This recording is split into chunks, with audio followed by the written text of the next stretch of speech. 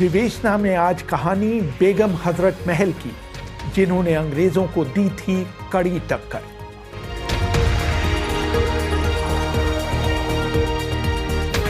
अभिवादन स्वीकार करिए रेहान फजल का। बात 3 जुलाई 1857 की है। लखनऊ के कैसरबाग महल के बाग में चांदी वाली बारादरी की तरफ एक बड़ा जुलूस पड़ रहा था। उस जुलूस के बीचों बीच एक 14 साल का दुबला पतला सांवला लड़का चल रहा था। उस लड़के का नाम था बिरजिस कद्र। वो 1 साल पहले निर्वासित किए गए अवध के नवाब वाजिद अली शाह का बेटा था। उसकी मां बेगम हजरत महल उन 9 महिलाओं में शामिल थी जिन्हें वाजिद अली शाह ने लखनऊ छोड़ने से पहले तलाक दे दिया था। जुलूस का मकसद था 14 साल के बिरजिस कद्र को अवध का नया नवाब घोषित करना। रोजी ल्यूलिन जोन्स अपनी किताब the great uprising in India untold stories Indian and British में लिखती हैं।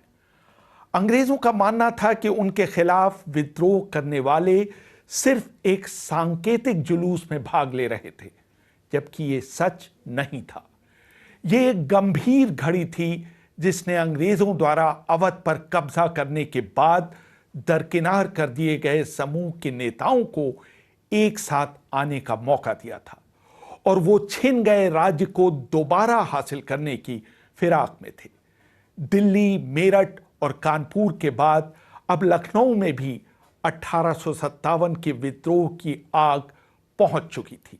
विद्रोह की पहली चिंगारी 30 मई 1857 को भड़की थी, जब शहर की मरियन छावनी के सैनिकों ने अफसरों के घरों में आग लगा दी थी और 3 ब्रिटिश सैनिकों की हत्या कर दी थी।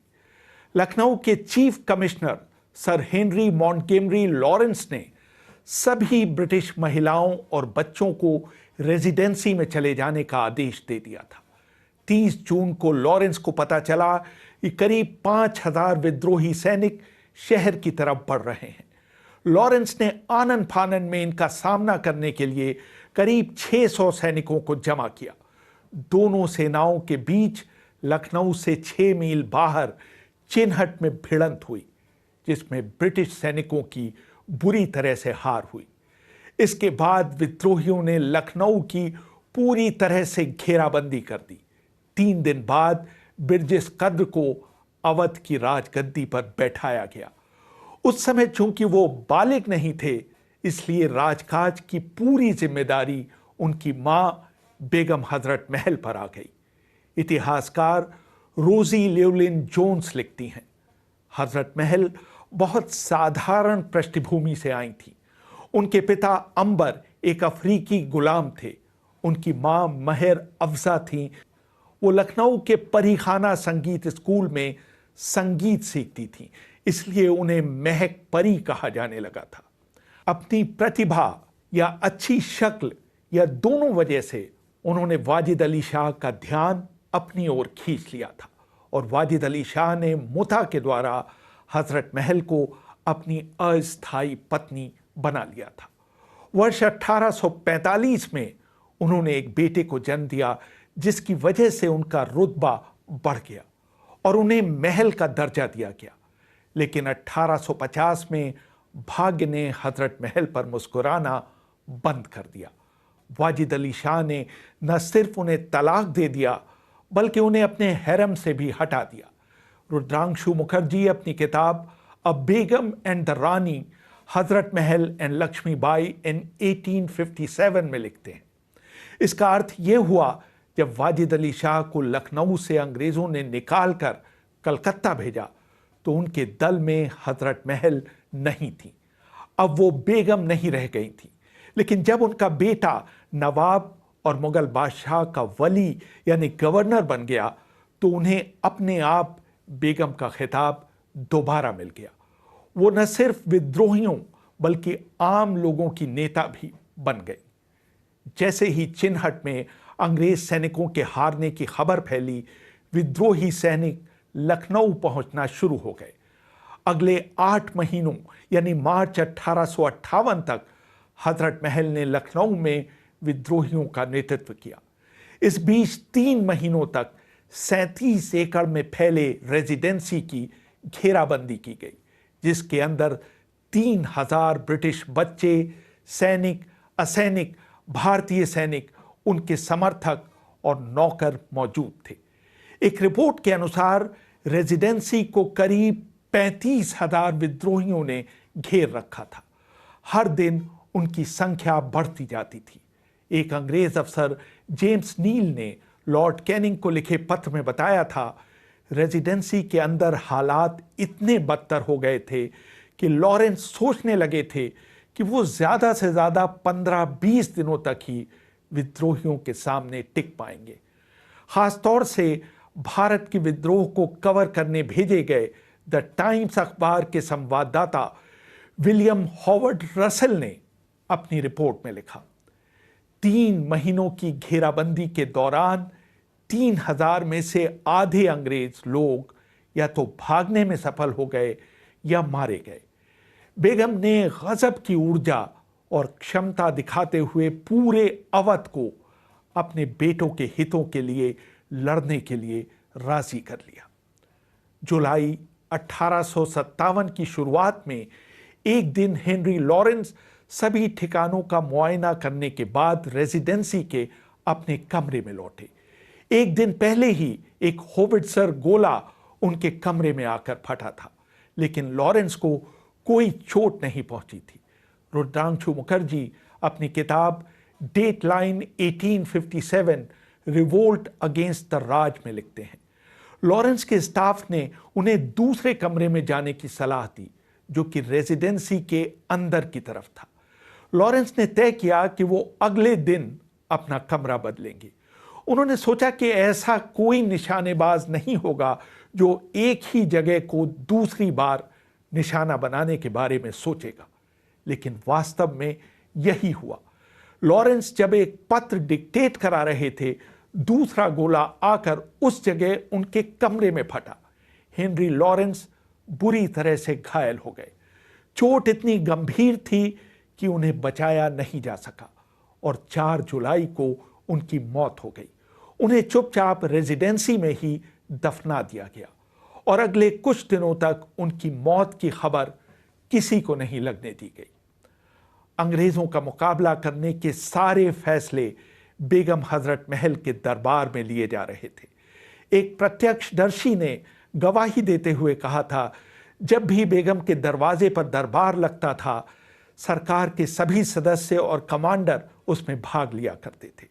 इस तरह की बैठक हफ्ते में 2 या 3 बार ताराकोठी में होती थी। दरबार बिरजिस कद्र के नाम पर इश्तेहार जारी करता था, जिसमें लोगों से अनुरोध किया जाता था कि वो अपने धर्म को बचाने के लिए लड़ाई लड़ें। इन इश्तेहारों में अंग्रेज शासन की भी कड़े शब्दों में निंदा की जाती थी। इसके अलावा दरबार बिरजिस कद्र के नाम से ताल्लुकदारों को हुक्मनामा भी जारी करता था। जिस तरह से आम लोग अंग्रेजों का विरोध कर रहे थे, उससे तो यही जाहिर होता है कि इन हुक्मनामों को गंभीरता से लिया जा रहा था और लोगों पर उनका असर साफ दिखाई देता था। विद्रोहियों को पहला झटका तब लगा जब 25 सितंबर 1857 को हेवलॉक और आउटरैम के सैनिक रेजिडेंसी के अंदर घुसने में तो सफल हो गए, लेकिन वो उस पर पूरा नियंत्रण नहीं कर पाए क्योंकि उनकी संख्या बहुत कम थी।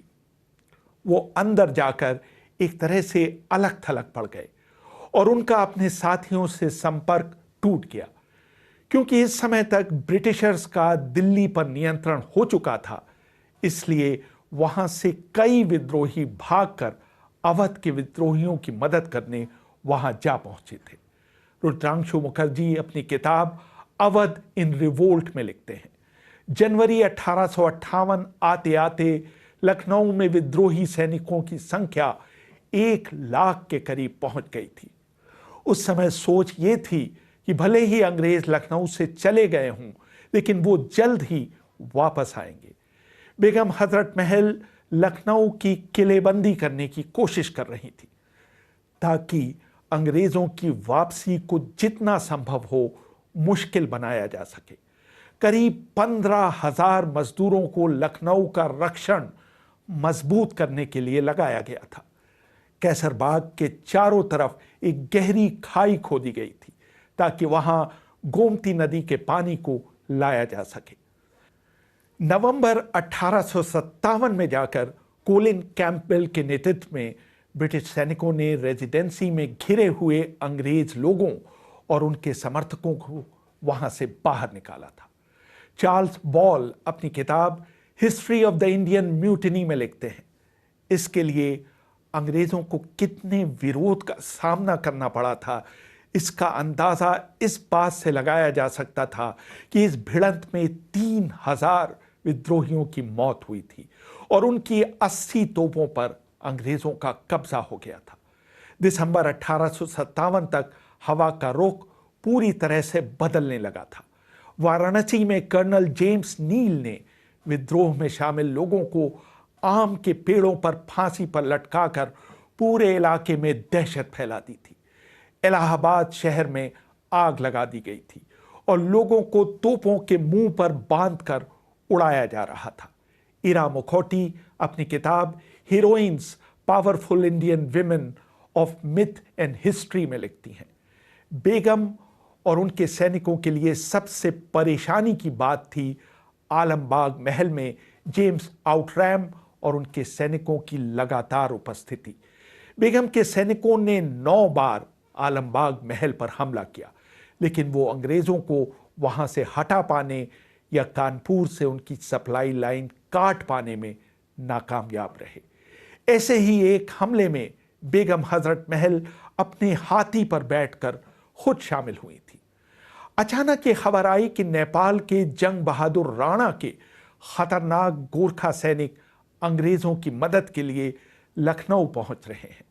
रुद्रांशु मुखर्जी लिखते हैं, बेगम को पता चला कि अंग्रेजों ने गोरखा सैनिकों के बदले जंग बहादुर को गोरखपुर शहर देने और लखनऊ की लूट से मिलने वाले पैसे का हिस्सा देने की पेशकश की थी। इसका तोड़ निकालने के लिए बेगम हजरत महल ने जंग बहादुर को एक दूसरी पेशकश कर डाली थी। उन्होंने उनसे वादा किया था कि अगर वो अंग्रेजों की मदद नहीं करते हैं तो वो उन्हें गोरखपुर के अलावा आजमगढ़, आरा और वाराणसी सौंप देंगी। लेकिन कलंदरी फकीर के भेष में भेजे गए बेगम के हरकारों को अंग्रेजों ने रास्ते में ही पकड़कर मार डाला था। नतीजा ये रहा कि गोरखा सैनिकों ने अंग्रेजों के समर्थन में लखनऊ की तरफ बढ़ना जारी रखा था। इस बीच कैंपबेल के नेतृत्व में करीब 60,000 अंग्रेज सैनिक लखनऊ की तरफ बढ़े। इनमें से 40,000 सैनिक यूरोप से लड़ने के लिए भारत पहुंचे थे। सबसे आखिर में कैसरबाग पर अंग्रेजों का कब्जा हुआ। उसके रक्षण के लिए विद्रोहियों ने अपनी पूरी जान लगा दी। W.H. रसल ने अपनी किताब माई डायरी इन इंडिया में लिखा, बेगम ने आखिर तक हार नहीं मानी। वो कैसरबाग में डटी रहीं। इससे पहले कि ब्रिटिश सैनिक उनके महल में घुसते, वो 15 मार्च 1858 को अपने कुछ समर्थकों के साथ वहां से बच निकलने में कामयाब हो गई। उन्होंने लखनऊ के बाहर मूसा बाग में अंग्रेजों के खिलाफ एक दूसरा मोर्चा खोला। उन्होंने 21 मार्च 1858 को मूसा बाग में मौलवी अहमदुल्ला के साथ अंग्रेजों के खिलाफ आखिरी जंग लड़ी, लेकिन इस लड़ाई में अंग्रेज उन पर भारी पड़े। इसके साथ ही सारे विद्रोही छितर-बितर हो गए। बेगम हजरत महल अपने बेटे और बचे हुए समर्थकों के साथ नेपाल की सीमा की तरफ गई। उन्होंने घाघरा नदी पार की और बहराइच जिले में बूंदी के किले को अपना ठिकाना बना लिया। वहां बुंदेलखंड से बच निकले मराठा नेता नाना साहब भी पहुंच गए। लेकिन जब सारी उम्मीदें खत्म होने लगीं और ये लगने लगा कि अंग्रेज उन्हें पकड़ लेंगे, बेगम ने नेपाल में शरण लेने का फैसला लिया। नेपाल के जंग बहादुर राणा ने ऐलान कर दिया कि अगर बेगम हजरत महल नेपाल में शांतिपूर्वक रहने का वादा करें तो उन्हें वहां रहने दिया जाएगा और वो नेपाल की जमीन पर उनके खिलाफ हिंसा की अनुमति नहीं देंगे। हजरत महल ने अपनी बाकी की जिंदगी नेपाल में बिताई। वो 1857 की आज़ादी की पहली लड़ाई की अकेली नेता थीं जिन्हें अंग्रेज कभी पकड़ नहीं पाए। इस बीच उनके पूर्व पति वाजिद अली शाह विद्रोह में हजरत महल की भूमिका से काफी नाराज हुए। उन्होंने कर्नल केवेनाग से शिकायत की कि उनको हजरत महल द्वारा उनके नाम का इस्तेमाल किए जाने की कोई जानकारी नहीं थी। वाजिद अली शाह ने अपनी बाकी जिंदगी कलकत्ता के पास मतिया बुर्ज में बिताई। बेगम हजरत महल 1879 तक जीवित रहीं। अंग्रेजों ने आखिर तक उनके वापस भारत आने की इच्छा को स्वीकार नहीं किया। एच.एन. सेन अपनी किताब 1857 में लिखते हैं, अंग्रेजों ने उन्हें भी वाजिद अली शाह की तरह पेंशन देने की पेशकश की, लेकिन बेगम ने उसे ठुकरा दिया। नेपाल में ही उनकी मौत हुई और वहीं उन्हें दफन किया गया। लेकिन अंग्रेजों से बराबरी की टक्कर लेने वाली इस महिला को इतिहास में वो जगह नहीं मिली जिसकी शायद वो हकदार थी।